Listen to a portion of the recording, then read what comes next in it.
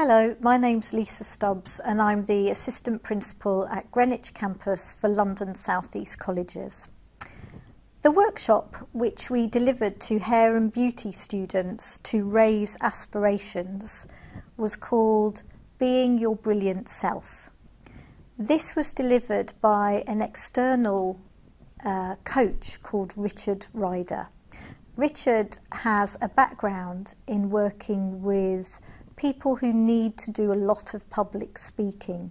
So these include MPs in the House of Commons, actors in the West End, people who work on film, and also people who are involved in very big companies such as Nike, Tesco's, Marks and Spencer's, who need to communicate a message clearly, but with authenticity.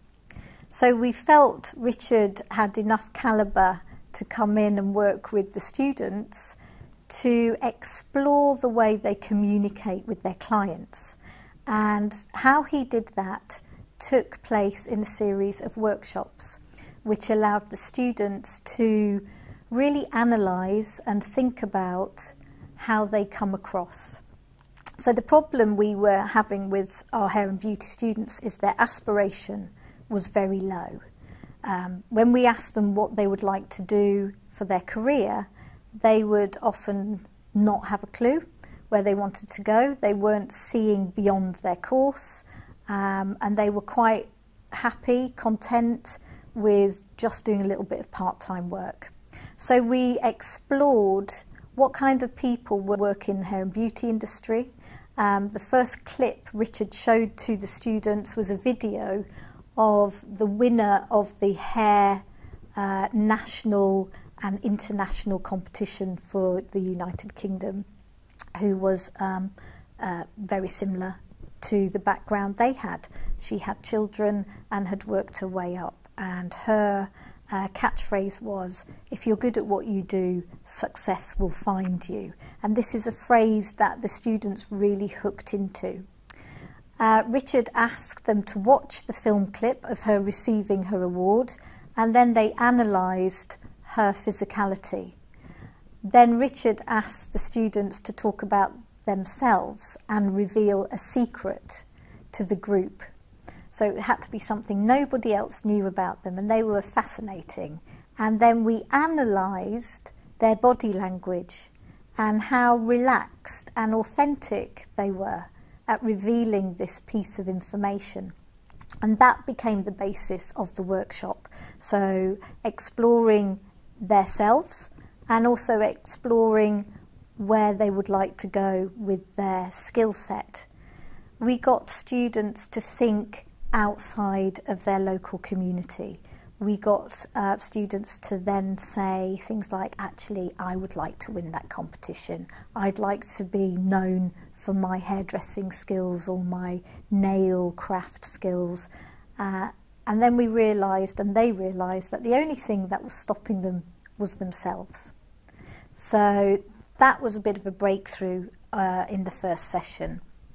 The second session looked at how they could relax and form a relationship with their client, which, let's face it, in hair and beauty, you're very intimate. You go beyond the public space. So we have a public space where we allow 2 or 3 feet in our working lives between yourself and the person you're talking to. But in that industry, there is no public space. It goes straight into intimacy.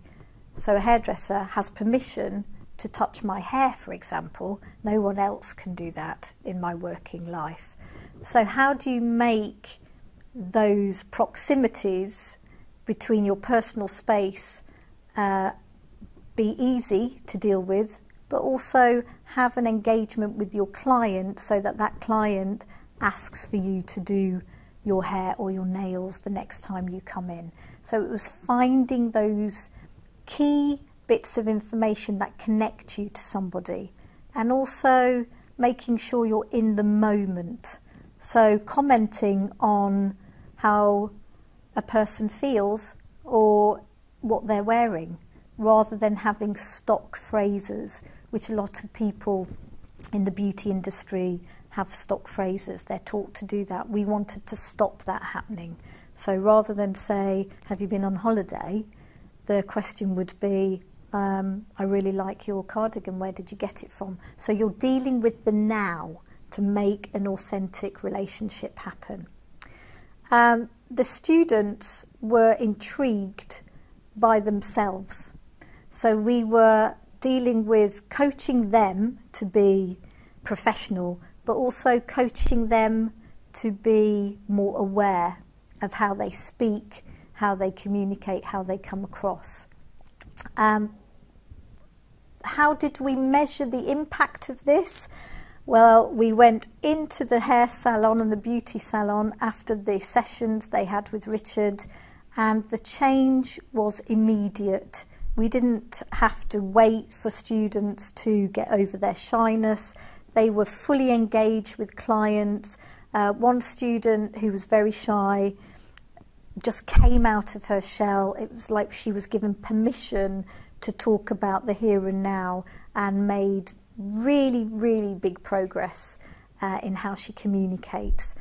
It's impacting on the way that students then pick up with their client the next time they come in. They make little notes about the conversation they had the previous time, so they can remember their last conversation, which is important, continuity. Their aspiration has really shot up. So now we're making connections with hairdressing salons in the West End. We've already had our students go on work experience with these salons, and we're hoping that this is the beginning of something that we can build on for the rest of the academic year.